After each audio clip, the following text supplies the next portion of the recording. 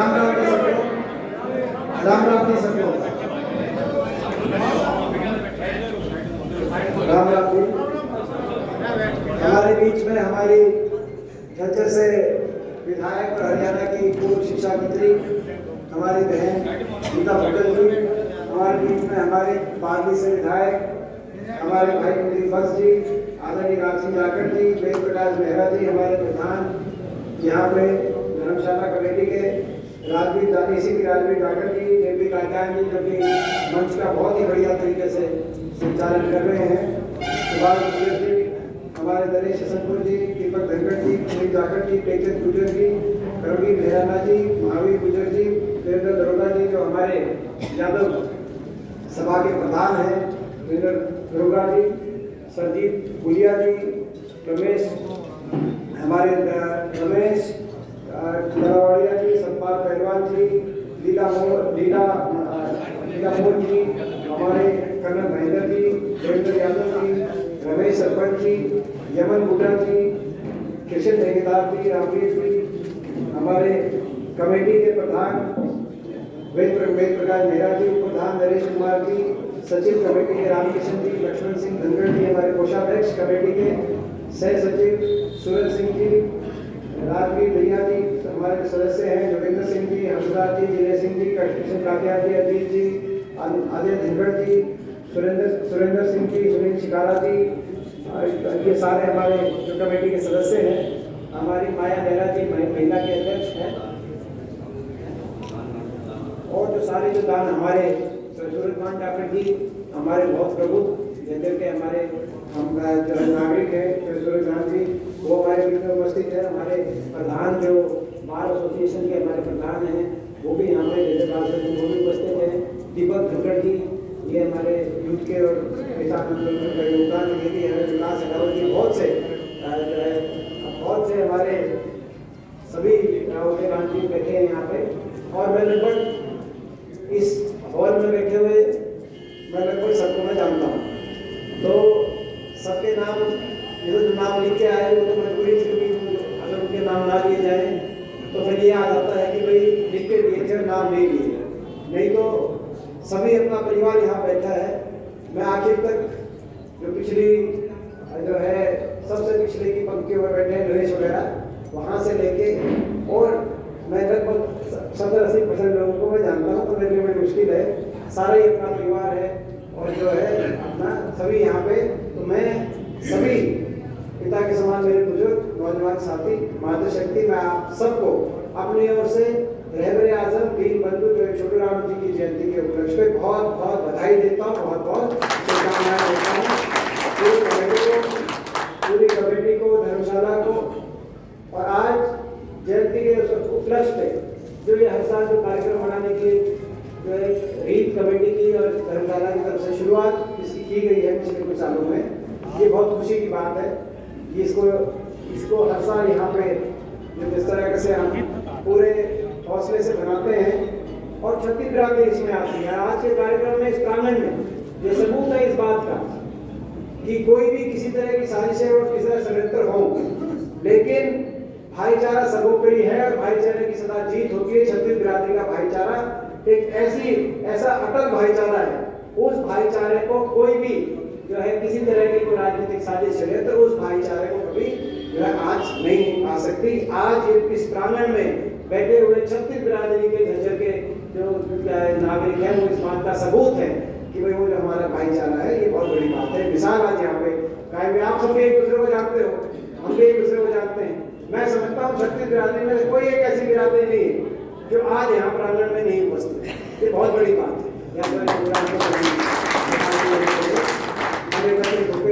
को श्रद्धांजलि दे और उनको देनी भी चाहिए श्रद्धांजलि। और उनका जो कद है जो छोटू राम का हमारे देश के इतिहास में जो उनका स्थान है, मैं समझता हूँ कि वो अद्वितीय है और उससे हम प्रेरणा ले सकते हैं। उनका इस प्रकार की छाप उन्होंने देश के इतिहास में छोड़ी, केवल हिंदुस्तान ही नहीं, हिंदुस्तान में तो मैं देखता हूँ मुझे गर्व होता है जब हम संसद में बात करते हैं तो संसद में दक्षिण भारत तक के सांसद जो छोटूराम का नाम लेकर जब भी किसान की बात आती है अपनी बात रखते हैं संसद के पटल में, कोई कृषि संबंधित कोई कमेटी हो उसमें उनका नाम बारी बारी लिया जाता है कि उन्होंने उस समय ऐसा किया था। मगर केवल हिंदुस्तान तक ही सीमित नहीं है उनके कार्यों की और उनके नाम की रोशनी। एक बार जो यहाँ पे सारे नौजवान उपस्थित हैं, जो सभी नौजवान पीछे हैं मेरे भाई, मैं सभी से आग्रह करूँगा 2 मिनट विनोद, 2 मिनट आप तो देखिए विनोद, आप तो चुप थे, इसमें कोई बात नहीं। तो केवल हिंदुस्तान तक ही सीमित नहीं है उनके नाम की रोशनी में, कार्यों की रोशनी, बल्कि पाकिस्तान तक भी। मैं एक उदाहरण देना चाहता हूँ। एक संसद का हमारा डेलीगेशन गया पाकिस्तान और 2 मुल्कों की आपस में बातचीत की। मुझे उसमें जाने का अवसर प्राप्त हुआ। शायद मैंने आप लोगों के सामने बात उसके बारे में बात यहाँ रखी कि रोहतक जो है छोटूराम धर्मशाला में, उसके बाद आने के बाद बात रखी थी। तो जब पाकिस्तान गए, कई एमपी थे, हम 10-15 सांसद थे, सभी दलों के सांसद थे। तो हम लोग जब गए तो वहाँ जो लाहौर असेंबली के अंदर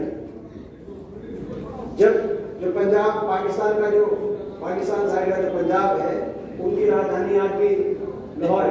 लाहौर में असेंबली है उनकी, काफ़ी बड़ी असेंबली है। तो लाहौर असेंबली में हम गए तो क्योंकि वो असेंबली थी जहाँ से जो छोटूराम गर्जा करते थे। उस समय आज़ादी से पहले पेशावर से पलवल तक वो कहते थे कि पेशावर से पलवल तक जिसके भी हाथ में किसान के जिसके भी हाथ में किसान का काम है और जिसके शरीर से पसीने की सुगंध आती है, सब मेरे वारिस है। छोटूराम कहा पेशावर से पलवल तक की बात है। तो तब एक होता था आजाद पार्टीशन से पहले। तो जब हम वहाँ गए तो मैंने वहाँ के स्पीकर को हमारे संसदीय दल की तरफ से जो छोटूराम की एक जो है, जैसे अभी एक तस्वीर मिल रही थी, मैंने एक तस्वीर में बनवा के लेके गया था, अच्छी तस्वीर। क्योंकि जब जाते हैं तो एक दूसरे को अपने नेताओं की तस्वीर वगैरह देना शिष्टाचार होता है।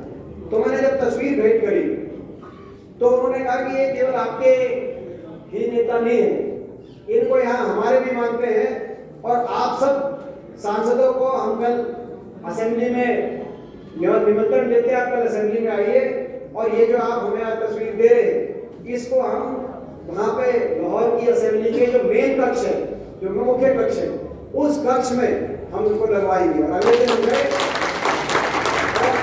है तो ये कितने गर्व की बात है। वहाँ पे एक ऐसा देश जिसके साथ हमारे संबंध अच्छे नहीं है, जिस देश के साथ हमारी हर बात पे असहमति है, असहमति रही है बहुत सी बातों पे, लेकिन वहाँ की जो असेंबली है लाहौर की असेंबली, उन्होंने जहाँ पे उनके बड़े बड़े नेताओं की तस्वीरें लगी हुई हैं, उन तस्वीरों के साथ उन्होंने ससम्मान जो है छोटूराम की तस्वीर लाहौर असेंबली। तो ये उनका कर्तव्य था। तो आज हम उनसे प्रेरणा ले सकते हैं। मैं समझता हूँ कि हम उचक के, हम अपनी एडी खा के उचक के अगर उनके पैरों तक भी अगर हम पहुँच गए तो हम अपने आप को हम ये मानेंगे कि भाई हमने उन्होंने लड़ाई लड़ी, किसान की और गरीब की लड़ाई लड़ी, एक ऐसे वर्ग की लड़ाई लड़ी जो उस समय वो वर्ग अपनी जिस पर खतरा मंडरा रहा था, अपनी जमीन को लेकर, अपनी फसल के भाव को लेकर, वो सारी समस्याएं थी जिसका सामना अभी भी किसानों को करना पड़ा। उन्होंने उस लड़ाई में जो उनका योगदान रहा, मैं समझता हूँ आज हम उस योगदान को याद करते हैं। हमें गर्व है कि जो इलाका है, ये रोहतक झज्जर का जो इलाका है, ये उनकी जन्मभूमि रही, उनकी कर्मभूमि रही। इस बात का भी हम सबको बहुत, छत्तीसगढ़ राज्य को बहुत गर्व है। तो आज हम उनको श्रद्धांजलि देते हैं, उनके दिखाए रास्ते पे हम चलेंगे। इसमें भी कोई दो राय नहीं कि आज हमने जो इस किसान पिछले 1 साल से जो किसान आंदोलन चला है, इस 1 साल में किसान आंदोलन में जो लगभग 670 से ज़्यादा किसानों की जो जानें गई हैं, आज हमने उन किसानों को भी श्रद्धांजलि दी। और ये भी एक ऐसा आंदोलन कि देश के इतिहास में ऐसा आंदोलन हमने कभी नहीं देखा। 1 साल तक आंदोलन चला हो, जिस संयम से, जिस शांति से, जबकि सरकार की तरफ से ऐसे ऐसे भड़काने वाले बयान आए, सरकार में बैठे मंत्रियों के उनका तिरस्कार किया गया, उनको अपमानित किया गया, उनकी खिल्ली उड़ाई गई, कहीं ना कहीं ऐसी बातें बोली गई जो चुभे। मगर उस साथ उन सबको अपने दिल के अंदर, देश के किसान ने उन बातों को अपने दिल के अंदर, उनको जिसको कहते हैं ऐसी बातों को दिल में पिया और अपने संयम से, शांति से 1 साल तक अपने हकों को, जायज हकों के मांगों के लिए ऐसा आंदोलन किया जिस आंदोलन ने हिंदुस्तान की ऐसी सरकार और ऐसे प्रधानमंत्री जो कि कभी इससे पहले जिन्होंने एक कदम पीछे नहीं हटाया था, उस सरकार को भी झुकाने का अगर काम किया तो देश के किसान ने झुकाने का काम किया। देश के किसान का आज बहुत, और ये जो फैसले वापस हुए हैं, पहले कहते थे कि फैसले हो ही नहीं सकते वापस, केवल कानून बनता है। ये जो यहाँ पे रैली कर रहे हैं, दुष्यंत जी कह रहे थे कि रिपील नहीं होता, मैं भाई लोकसभा में ज़्यादा दिन नहीं रहा जो है संसद में, तो रिपील का तो कहते थे कि फैसले वापस नहीं होते, रिपील नहीं हो सकता, तरह तरह की बातें। लेकिन किसान के नैतिक जीत किसान की बहुत बड़ी जीत है, बड़ी दुख की बात है।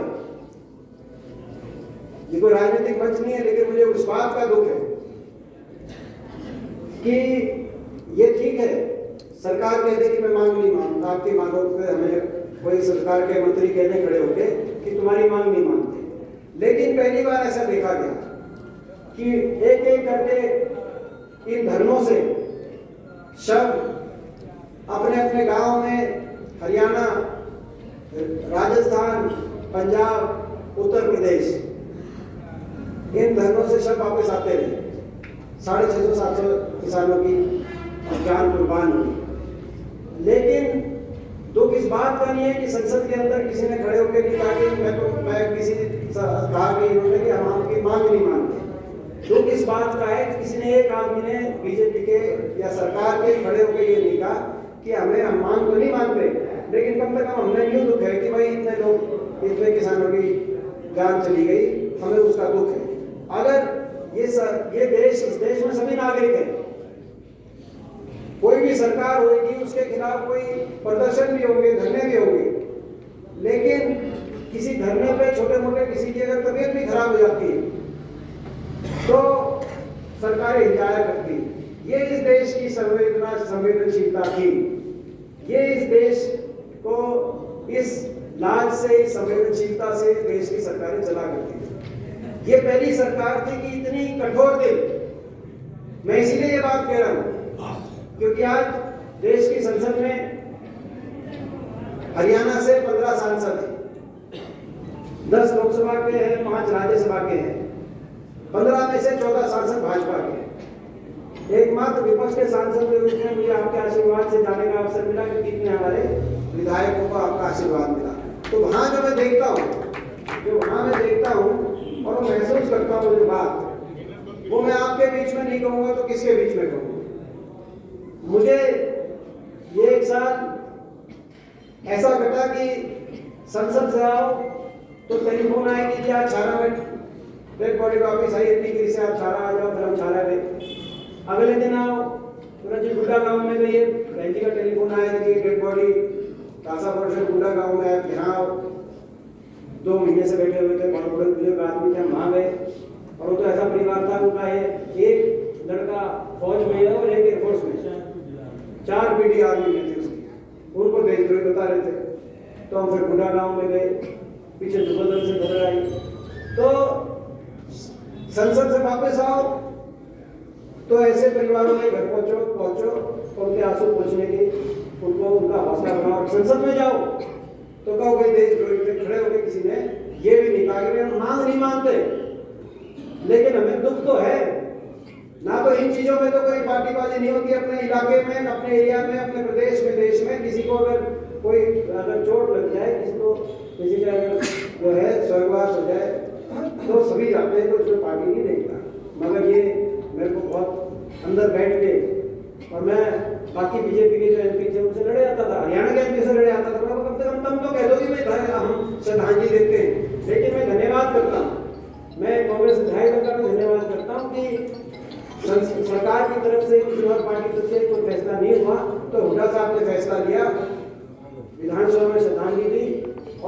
की अपने निजी खर्च से, निजी जेब से हर परिवार को 2-2 लाख रुपए की आर्थिक मदद सारे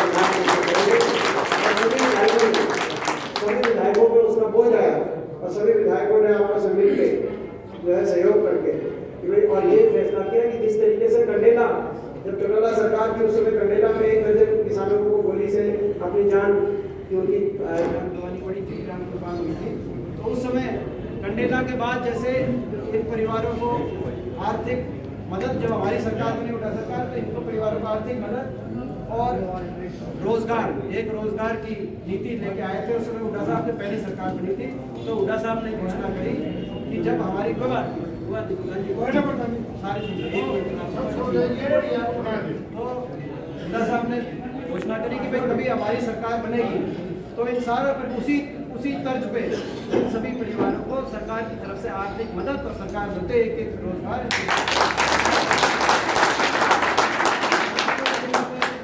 जाने गई, जाने व्यर्थ में नहीं गई।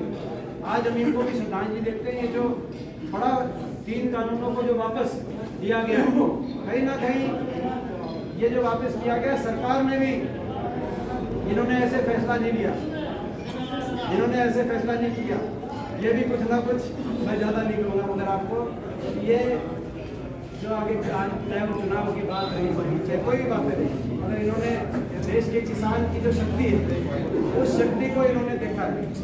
और इसलिए मैं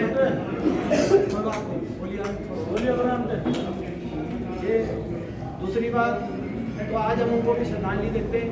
अभी गीता जी कह रही थी कि भाई जो लखीमपुर की घटना की बात करें, लखीमपुर में जिस तरीके से गाड़ियों के नीचे रोन दिया किसानों, अपने घर वापस जा रहे थे, पीठ के पीछे से गाड़ी आई कि नहीं आई, मैं आपसे ऐसे। और जो मुख्य आरोपी है उनके पिता केंद्रीय गृह राज्य मंत्री हैं और ना सिर्फ वो अपने पद पे आज भी बने हुए हैं, लेकिन यूपी में मैं जाता हूँ, यूपी में अपनी बीजेपी की रैलियों में तने हुए खड़े, तो वो बने भी हुए हैं पद पे और तने भी हुए हैं। और आज भी वो अपना केंद्र के अंदर पुलिस गृह राज्य मंत्री हैं, यानी कि पुलिस सारा महकमा उनके अंडर में। तो क्या न्याय की उम्मीद करेंगे? तो हम मिलने गए, जब ये बात आई कि भाई देश की गृह राज्य मंत्री उनके बेटे मुख्य आरोपी हैं, तो यूपी पुलिस, यूपी की सरकार, केंद्र की सरकार सारी जो जिन्होंने कुचला उनके साथ सारे खड़े हैं। तो हमने कहा कि भाई ये भी जाके कोई ना कोई तो एक जो कुचले गए हैं उनके साथ भी जाके किसी ना किसी को खड़ा होना चाहिए। तो हम गए, वहां पर हाथापाई हुई प्रियंका जी के साथ, मेरे साथ तो जो है, वैसे तो जब शुरुआत में उन्होंने 2000 में काम किया, मेरे को कोशिश करी, मैंने किस बात पे, किस बेसिस पे आप हाथापाई करें, तो जा रहे हैं, आंसू पोंछना भी देश में गुनाह हो गया क्या? और केवल 2 आदमी जा रहे हैं, कहते धारा 144 2 ही, हम एक ही ड्राइवर है, तीसरा आदमी कोई नहीं, तो मैं तो कहते कि भाई जाने नहीं देंगे। तो जब हाथापाई करी, खैर वो एक उनकी अलग है। उसके बाद 4 दिन जेल के अंदर भी जेल दर्शन भी हुए। मैं इन चीज़ों से आप जानते हो, बचपन से मेरे को जानते हो, कभी जो है पुलिस जेल वगैरह इन चीज़ों से मेरा कोई पड़ा नहीं पड़ा था। लेकिन मैं धन्यवाद करता हूँ बीजेपी का, किसान आंदोलन में जो मेरे को जेल दर्शन करा, मेरा तो तीर्थ यात्रा करा दी, तो मेरा तो कोई बात नहीं कि जो है, मगर तो ये इनका एटीट्यूड जो था वो एक तरीके से, किस तरीके से कुचली जाए आवाज कुचलने का इनका जो है रवैया रहा। और ये केवल रवैया किसान आंदोलन तक सीमित नहीं है, देश में विपक्ष की आवाज कैसे कुचली जाए, इनका रवैया रहा है। आपने देखा, लोकसभा चुनाव में भी आपने देखा, सारे षड्यंत्र कुछ भी रचनी पड़े, सारे सरकारी तंत्र को कैसे झोंकना पड़े, लेकिन किस तरीके से विपक्ष की कोई मजबूत आवाज हो, उस आवाज को किस तरीके से, खैर वो सारी बातें आपको पता है। तो मैं आज हमने आज यहाँ पे एकत्रित हुए हैं। एक बात धर्मशाला की तरफ से जो है बात आई है, जब भी कोई रेल की नदी है शुरू से लेकर आज तक, मुझे बड़ी खुशी है कि पूरी कमेटी ने मिलकर इसको आज तक यहाँ तक पहुँचाने का काम किया है। आज जो है मैं प्रधान जी से पूछ रहा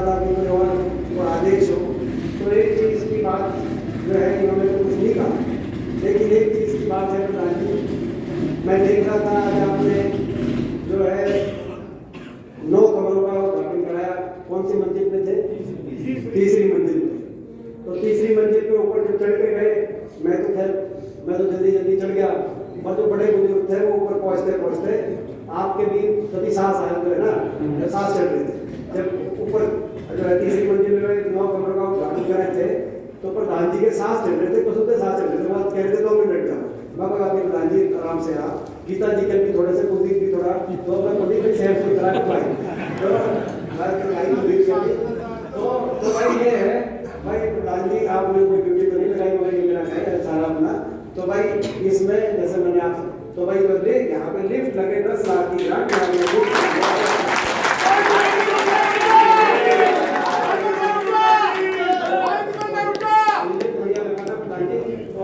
अगली बार, ताकि जब प्रोग्राम हो तो जो लिफ्ट का उद्घाटन करें तो सबसे ऊपरली मंजिल से करें, और लिफ्ट में चढ़कर लिफ्ट में उतरेंगे। प्रधान जी आपके साथ मैं एक बार से सभी अपने बड़े बुजुर्गों का, सभी भाइयों का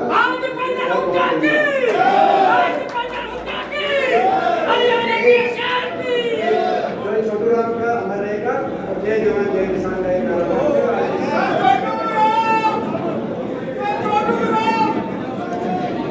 आजम ज्योति छोटू राम।